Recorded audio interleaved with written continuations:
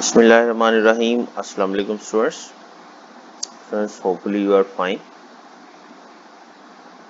Today we are going to discuss a new topic which is wave motion.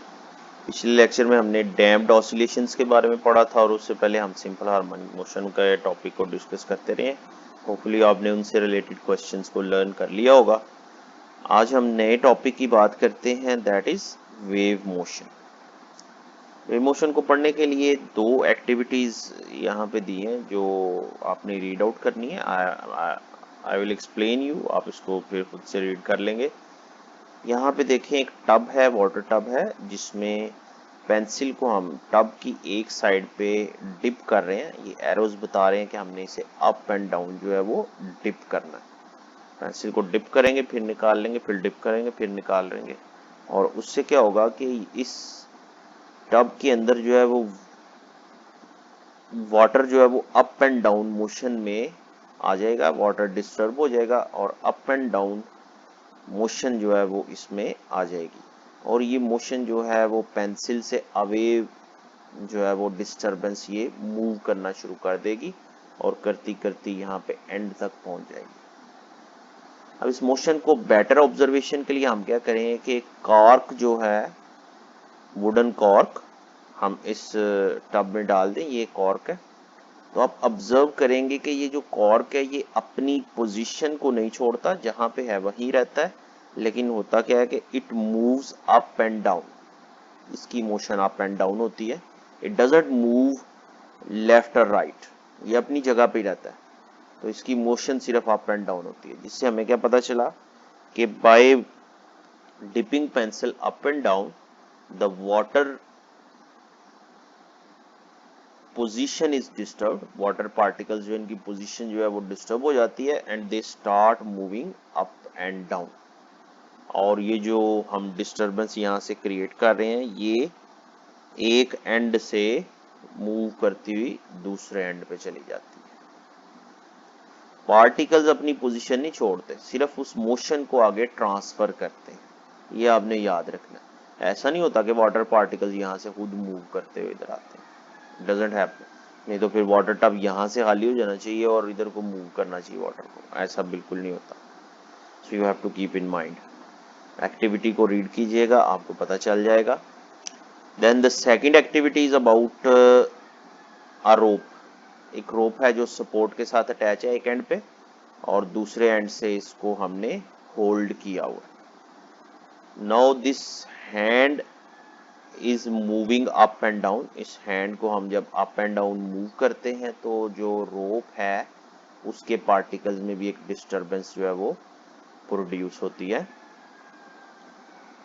और उसमें जो disturbance produce होती है वो किस तरह से होती है, ये पार्टिकल्स यहाँ से ऊपर को जा रहे हैं और इस पोजीशन पे, और फिर जैसे ही आप हाथ नीचे करेंगे ये पोजीशन जो है ये आगे मूव कर जाएगी और यहाँ से रोप नीचे हो जाएगी. And when you will keep on moving your hand up and down, this disturbance which you created here, it will keep on moving forward and forward. और यहाँ पे आके ये डिस्टर्बेंस जो है वो रुक जाती है क्योंकि यहाँ पे आगे सपोर्ट आ गई. और जैसे जैसे आप हाथ को ऊपर नीचे मूव करेंगे ये जो रोप है ये अप एंड डाउन मूव करेगी, तो इसमें भी डिस्टर्बेंस जो है वो क्रिएट होगी. अपनी फिक्स पोजीशन पे ये वाइब्रेटरी मोशन में आ जाएगी. तो ये जो अप एंड डाउन मोशन है जो मूव कर रही है एक एंड से दूसरे एंड तक, इसको हम कहते हैं वेव मोशन. तो सेकंड एक्टिविटी भी आपने रीड कर लेनी है. Let's directly get to the definition of wave.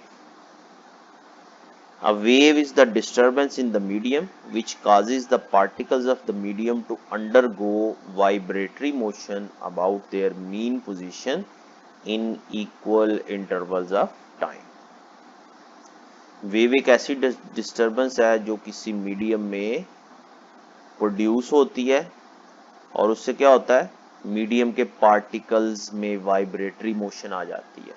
about their mean position and this vibratory motion occurs in equal intervals of time। ये हमने पीछे पढ़ा कि वाइब्रेटरी मोशन में हमेशा ये पीरियोडिक होती है और ये इक्वल इंटरवल्स ऑफ टाइम में ही होती है।